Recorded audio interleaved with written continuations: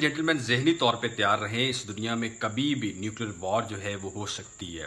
Russia اور Ukraine کی وار اس نہج تک پہنچ چکی ہے کہ نیوکلیر ویپن کا استعمال ہونا اس جنگ میں بہت جو ہے وہ ویوڈ نظر آ رہا ہے۔ پروفیسر میر شائمر ایک بہت بڑے پروفیسر ہیں جو انٹرنیشنل سسٹم کو اچھی طرح سے سمجھتے ہیں۔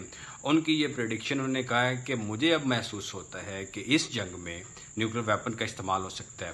پہلے سٹارٹ میں ایسا محسوس نہیں ہوتا تھا، لیکن with the passage of time جو انٹینسٹی ہے اور جو یوکرین کا جو کاؤنٹر افینسیو ہے اور وہ جو ٹیکٹک استعمال کر رہا ہے رشیا کو مزید پرووک کرنے کے لیے، اس سے محسوس ہوتا ہے کہ یہ جو جنگ ہے یہ نیوکلیر وار کی طرف جا رہی ہے۔ 15 اگست کو پوٹن کی اور ٹرمپ کی ملاقات ہے۔ اگر یہ ملاقات جو ہے وہ کنسٹرکٹیو نہ رہی اور اس میں کوئی فیصلہ کن چیزیں نہ سامنے آئیں تو یہ پھر وار جو ہے وہ ایسکلیشن کی طرف جائے گی۔ پوٹن جو ہے وہ ٹرمپ وغیرہ سے ڈرنے والا نہیں ہے اور اس کی باتوں میں آنے والا نہیں ہے۔ اس کی ایک اپنی بڑی کلیئر اسٹریٹجی اور بڑا کلیئر ایک ویژن ہے کہ Ukraine must not be the part of NATO.